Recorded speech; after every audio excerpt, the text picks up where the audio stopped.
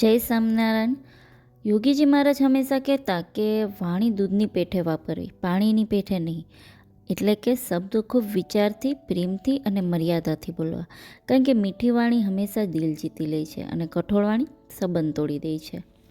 ચાલો તો આપણે યોગીજી મહારાજના પ્રસંગો સાંભળીએ અને આપણા જીવનમાં એનો અમલ કરીએ. 70 હિતને પ્રિય અને પ્રિય વચન બોલતા પહેલા આ 3 ફિલ્ટરમાંથી વાણીને પસાર કરવી. આ 3 ફિલ્ટરમાંથી જે બહાર નીકળે એ સારામાં સારું, એ આપણને પણ સુખ કરે અને બીજાને પણ સુખ કરે. જો આની અંદરથી પસાર કરી અને બધું વિચાર કરીને બોલતા હોઈએ તો વાંધો આવતો નથી હોતો. મહારાજ તો વચનામૃતની અંદર કઈ રીતે વાત કરે છે તો બહુ ઉચ્ચ આધ્યાત્મિક સ્થિતિની વાત છે. આપણે એ જાણી તો રાખવું પડે કે ભાઈ આપણે પણ એક દિવસ એ સમય એ સ્થિતિ પર પહોંચવાનું છે. મહારાજ મધ્યના 27માં વચનમાં કહે છે કે અને અમારાથી એક ગરીબ પણ દુખાયો હોય તો અમારા અંતરમાં એવો વિચાર આવે છે જે ભગવાન સર્વાંતર્યામી છે, તે એક ઠેકાણે રહીને સર્વના અંતરને જાણે છે, માટે જેને અમે દુખવ્યો તેના જ અંતરમાં વિરાજમાન હશે. ત્યારે અમે ભગવાનનો અપરાધ કર્યો, સામેવાળી વ્યક્તિના અંતરની અંદર ભગવાન છે. અને જો એને કટુ વચન ગમે તે કટાક્ષ વચન બોલી તો એને દુઃખ લાગશે, ભગવાન દુખાશે. એવો વિચાર કરીએ તો પછી આનો પ્રશ્ન રહેતો નથી. આ તો કંઈક વાતો આપણે સિદ્ધાંતો જોયા, પણ આ સિદ્ધાંતનું જીવન સ્વરૂપ એટલે યોગીજી મહારાજ. યોગીજી મહારાજના જીવનની અંદર એવી પરિસ્થિતિ ઊભી થઈ હતી કે જેમાં સામાન્ય માણસ હોય ગમે તેમ બોલી બેસે, પણ એવી પરિસ્થિતિની અંદર પણ યોગીજી મહારાજ હંમેશા આનંદમાં રહે. એકવાર 1953માં યોગીજી મહારાજ અને સંતો માળિયા હાથીના ગાડી, આપણને આ બધા ગાડીના પ્રસંગ યાદ આવી જતો હશે, પણ આપણે થોડો પ્રસંગ જોઈએ અને એના ઉપર થોડુંક ધ્યાન કરીશું. માળિયા હાથીને જતા હતા અને આ ગામ બોલો ભગતજી મહારાજનો પ્રસંગ છે ને કે આંબાવાડીની અંદર આંબાને પાણી એ વાડી આ ગામની અંદર આવી. તો એ વાડીના દર્શને જતા હતા. હવે ઘોડા ગાડીની અંદર જતા હતા અને આ ઘોડા ગાડી હોય ને, આ તો ખાલી જે ફોટો મળીને મૂક્યો છે, પણ કવર્ડ ઉપરથી કવર્ડ હોય ને પાછળ વરસાદ ને બધું ના પડે એવી ઘોડા ગાડી. હવે એને સર્વિસિંગમાં નહીં ગયો, લઈ ગયો ઘોડા ગાડીને, તો ઘોડા ગાડી જતી જતી એક પૈડું તૂટી ગયું અને પૈડું તૂટે એટલે બધા પડ્યા, બધા સંતો અંદર બેઠા. અને અહીંયા આપણે થોડુંક પોઝ દઈએ. યોગીજી મહારાજ હસતા હતા. વિચારીએ કે આવી સિચ્યુએશનમાં આપણે હોઈએ તો શું થાય. સામાન્ય વ્યક્તિ જયારે અકસ્માતની અંદર થાય તો એ પહેલી વસ્તુ તો હેપતાઈ જાય, સ્તબ્ધ થઈ જાય, શું બોલવું શું કરવું તરત ખબર પડે નહીં. કળ વળે, ગભરામણ થાય, જોવે ક્યાંય વાગ્યું નથી જોઈ લે, કારણ કે નું હોય એવું વાગ્યું હોય તો તરત ફીલ ના થાય. આપણને મિકેનિઝમ એવી મોટી ઇન્જરી થઈ હોય ને તો તરત ફીલ ના થાય, થોડોક ટાઈમ થાય અને પછી એનું પેઇન. એટલે આપણને કઈ વાગ્યું નથી, પછી ત્રીજું સ્ટેપ તો આજુબાજુ જોઈએ કે આજુબાજુ વાળું કોઈ વાગ્યું નથી.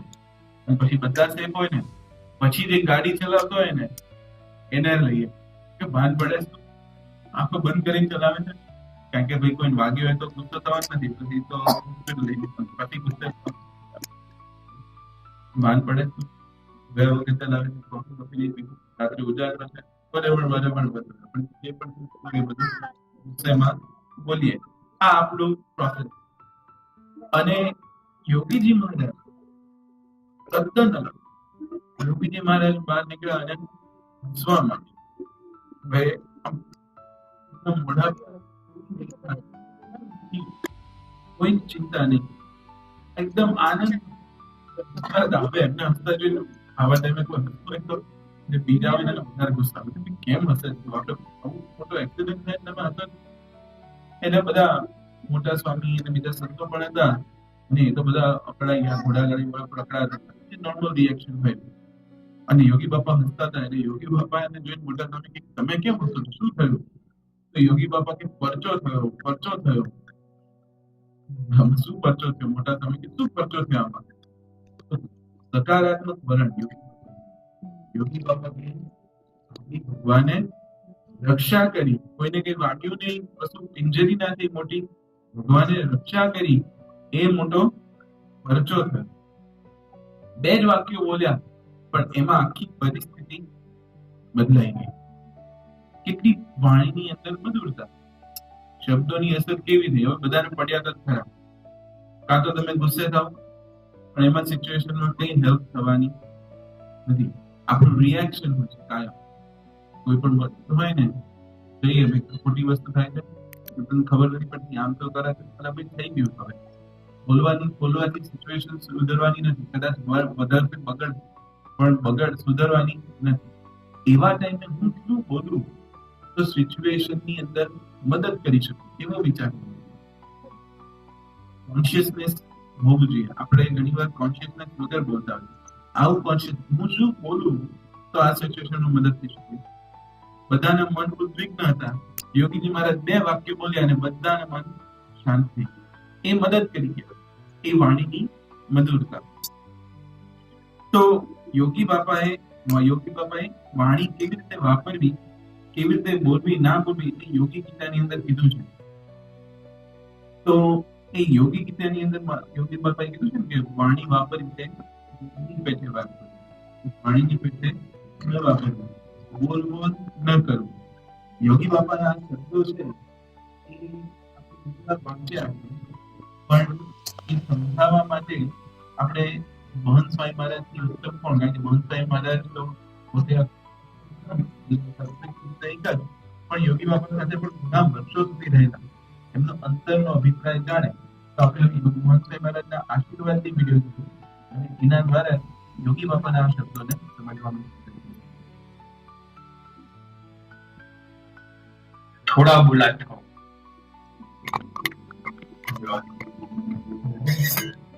સાયલેન્સ ઇઝ ગોલ્ડન અંગ્રેજીમાં છે અને આધ્યાત્મિક વાત નથી. આ બારે પણ જેટલો થોડા બોલા ઓછા બોલા હોય ને એટલો એને પીળતા કહેવાય. પીળતા મિચ્યોર એક બીજા બોલ બોલ કરે. ખાસ કઈ પોતાને કોઈ વાક કાઢે ને એને સાબિત કરવા માટે કેટલું બોલવું પડે.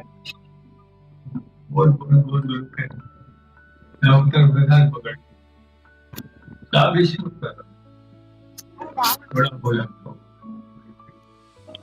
એટલે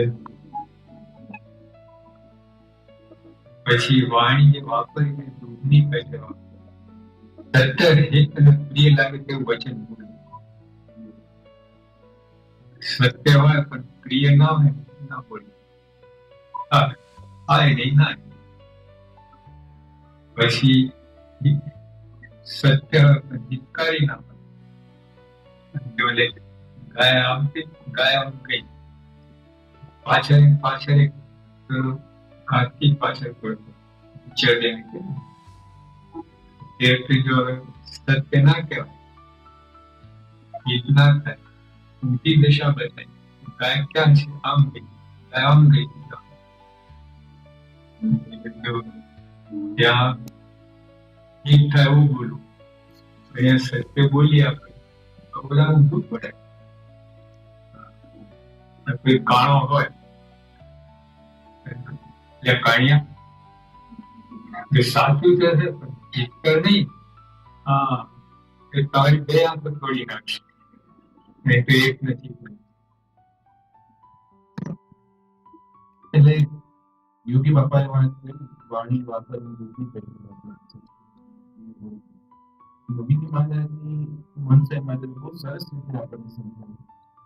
પણ યોગી બાપા ખાલી આવું બોલ્યા છે એવું નહીં, એમની વાણીમાં બધાને આ અનુભવ.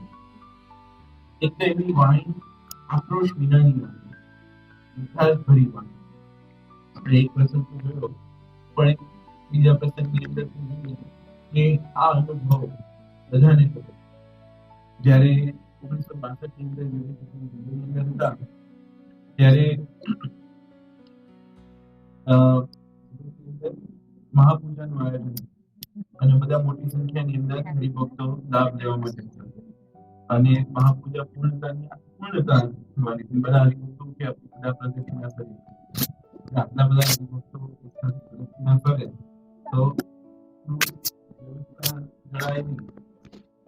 તો સંતોને પણ વિચાર આવ્યો કે આ કેમ ના હોય? ખૂબ નથી. મતલબ અહીંયા વાત બેઠા હોય બધા એકસાથે ઉભા થઈ આપણે પ્રદક્ષિણા કેવું છે? એની વ્યવસ્થા જણાય નહીં. કેમ એવું કેમ ન? તો યોગી બાપા તરત જ બધા તમારા બધામાંથી અમે પ્રદક્ષિણા કરી લઈશું. તમે બધા બેસી જાઓ. કેટલું સરસ રીતે વાણી લીધું. નતર બધા આપણે બધા બેસી જાઓ કેવી વાત બેસી જાઓ પહેલા કાઢી બેસી અને પછી સમજતા જ નથી બેસી જાઓ ત્યાં સુધી પહોંચી ગયું. યોગી બાપાએ ગુસ્સો કર્યા વગર મીઠાશથી બધાને વાગી. એટલે આવી રીતના યોગી બાપા આમ લાગે સામાન્ય પણ 2-3 શબ્દની અંદર યોગી બાપા બધાને આવી રીતના વાળી દીધા. પછી યોગી બાપાની વાણી કેવી હતી? તો ધીરજ અને વિનય વાળી. ધીરજતાથી અને વિનમ્રતાથી કામ. ઘણીવાર પરિસ્થિતિ સર્જાય છે કે એનાથી મોટા હોય એમની જોડે એમને કંઈક કહેવાનું હોય તમે આ કરો, પણ મોટાને તો કઈ રીતે કહેવાનું? પણ વિનયથી અને ધીરજથી યોગી બાપા કામ લઈને બોલતા તો બધાને ગમતું. એકવાર યોગી બાપા શાસ્ત્રીજી મહારાજ સાથે 1949 ની વાત છે, નીકળી ગામમાં હતા અને સાથે નિર્ગુણ સ્વામી પણ હતા. બન્યું એવું કે શાસ્ત્રી મહારાજની તબિયત સારી નથી એટલે આરામમાં, અને નિર્ગુણ સ્વામીને શરીરે પણ સારું હતું નહીં એટલે એ પણ આરામ કરતા. હવે આ બાજુ યોગી બાપા જ્યાં યોગી બાપા યુઝ્યુઅલી શું કરે? રસોઈ યોગી બાપા તો કરે. અને આમાં તો મને એટલી શબ્દો હોય શાસ્ત્રી કથા કરનાર પણ નહીં. એટલે કરવું શું? યોગી બાપા સમજાય કે યોગી બાપા કથા કરવા લે તો રસોઈ કોણ કરે? અને રસોઈ તો પહેલા સંતોષ નહીં, હરિભક્તો સંતોષ બધાની રસોઈ કરવાની. અને યોગી બાપા જ કરતા. કથા કરે તો જમે નહીં, તો જમ્યા વગર બધા. અને યોગી બાપાએ શું કરવું? યોગી બાપાએ કથા તો ચાલુ કરી, પછી એક પ્રસંગનું વર્ણન ચાલુ કર્યું. અને પછી આમ બાજુના ઓરડામાં નિર્ગુણ સ્વામી ઓરડામાં બેઠા બેઠા એમને સંભળાય. એટલે આ પ્રસંગનું વર્ણન તો નિર્ગુણ સ્વામી બહુ સરસ છે એમ વાત કરી. નિર્ગુણ સ્વામી આવે શું વાત ચાલે છે? યોગી બાપા સ્વામી આ પ્રસંગ છે એમ. નિર્ગુણ સ્વામી કથા કરવા બેઠા. યોગી બાપા ગયા રસોઈ કરી. આવી રીતના એટલે વિનમ્રતા પણ રાખી, એમને નિર્ગુણ સ્વામીનું માન ચડવાથી પણ રાખી, અને રસોઈની સેવાથી એ પણ કરી. આપણને ઘણીવાર મંદિરની અંદર આ અનુભવ થાય જેમાં બે બાજુ ના પાડી શકાય નહીં. ત્યારે કઈ રીતે એમાંથી માર્ગ કાઢવો એ આ પ્રસંગમાંથી શીખાય છે. ઘણીવાર આપણે સેવા કરતા હોય અને બીજી જવાબદારી અર્જન્ટ આવે. તમારી જવાબદારી હોય અંદર હોય કરતા હોય અને અર્જન્ટ રસોડાની અંદર જવું પડે.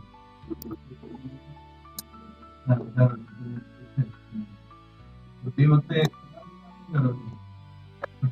શું કરવું? ઘણી વાર આવું વિચારાય કે ખબર જ છે ને કે આજનો દિવસ છે, આટલો દિવસ છે, તો આટલા લોકો આવે છે મનમાં વિચાર આવી જાય. પણ એની જગ્યાએ એમાંથી પણ જો મધુરતાથી વિનયથી ધીરજથી કામ લઈએ તો બોલીને આપણા સંબંધો બગડે નહીં અને એની અંદર માન. એટલે યોગી બાપાની ધીરજ અને વિનય સંબંધ. ત્રીજી એમની હતી સંજીવની હતી. કહેતા કે જે હારેલા હોય એને પણ બેઠા કરી દે.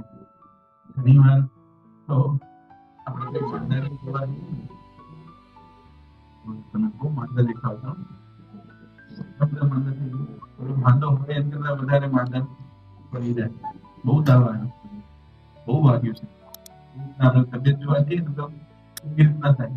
બોલો ખરેખર માનવું આપણે ગાયમાંથી વાઘ બને, ગાય પણ બની જાય, શબ્દોની અસર થાય એવું થઈ જાય. બિચારો માંદો ના હોય તો માંદો. પણ સંજીવની વાણી કેવી હોય કે જે બેઠેલો હોય, બેસી ગયો એને ઉભો કરે. એટલે આની યોગી ગીતા કીધું ને શબ્દ, યોગી બાપાના શબ્દની યોગી ગીતા કેમ કીધું?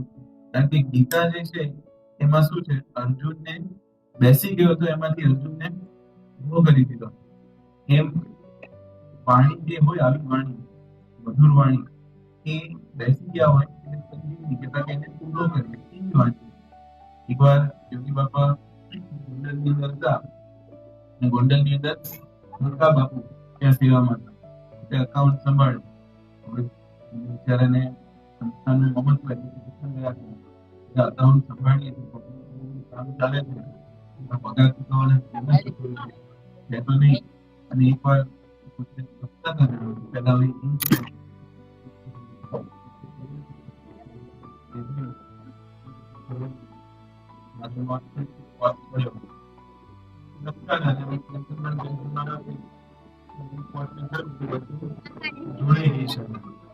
આ જોયું એટલે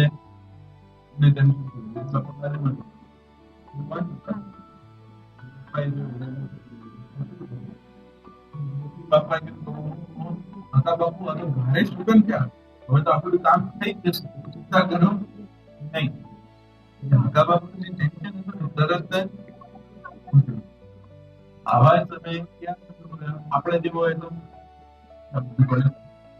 કામ કરતા આટલું જ સંભાળી. આ નોર્મલ રિએક્શન એની અંદર પણ જોજો, નાનું બાળક હોય ને તો મહેમાન આવે ને, પાણી લઈ આવે તો પાણી લઈ આવે, કાચના ગ્લાસમાં પાણી લાવે, મહેમાન પડે ફૂટે ખબર નહીં, કાચનો ગ્લાસ ખબર તો એને પ્રાઇસ થઈ જાય, $1 ખબર પડે, ખબર પડે રમતા નથી આવડતું, તરત જ એ ઓલાને બિચારે કામ કરશે.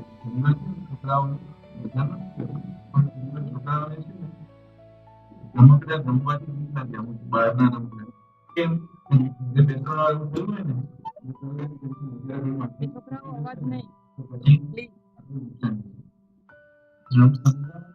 હોય છે જુદી નહીં થાય. પણ યોગી બાપાએ આવી રીતના કીધું, એને ચિંતા ના કરે, આપણે તો ભારે બિચારા બેઠા થઈ. એટલે વાણી હોય એના ટોનની અંદર સામેવાળા દુઃખી થાય, લજ્જા પામે, એને શરમ આવે, એવો ટોન હોવો ના જોઈએ. આપણે 3 જોઈએ યોગી બાપાની વાણી, 3 વાણી. આક્રોશવીના મીઠાશ ભરી, ગીત કરી હમણાં જ સંજીવની એટલે કે સામેવાળો વ્યક્તિ બેઠો થઈ અને ધીરજ અને વિનય સભર વાણી નથી, ક્યારેય કોઈને દુઃખ પમાડ નહીં. આ એક સિદ્ધાંત જો આપણા જીવનની અંદર અપ્લાય કરે ને તો મોટા ભાગના ઝઘડા મટી જાય. સંબંધોની અંદર જે તિરાડો પડતી હોય છે ને એ મોટા ભાગે 95% શબ્દોને લઈને હોય છે. શું બોલ્યા ને એને લઈને જ હોય. ભલે આપણું અંતરની અંદર આપણે ઘણી વાર એવું કહેતા હોય કે હું અંતરનો ચોખ્ખો, ગમે તેમ બોલી દો પણ અંતરનો ચોખ્ખો, પણ અંતર કોણ જોવા ગયું? તમે એમ કહેતા હોય કે હું અંતરનો ચોખ્ખો છું પણ મારે બોલવા આખું જોઈએ, પણ કોઈ અંતર જોતો નથી. સાંભળે છે વાણી, એટલે વાણી સુધારવી. યોગી બાપા યોગી બાપા એવું કે બે અંતરથી ચોખ્ખા થાવ, વાણી ના એવું નહીં. સંબંધો સુધારવા માટે અંતર તમારું ગમે તેટલું ચોખ્ખું હોય પણ વાણી સુધારવી જ પડે. તો આજે આપણે યોગીજી મહારાજના જીવનમાંથી ઘણી પ્રેરણા મળી. આપણે આ પ્રસંગો ખાલી સાંભળવાના જ નથી પણ તેનું મનન અને ચિંતન પણ કરવાનું છે. અને બસ એટલું જ કહીશ કે ઓછું બોલો, સાચું બોલો અને સૌને ખુશી આપે એવી વાણી બોલવી. જય સ્વામિનારાયણ સર્વને.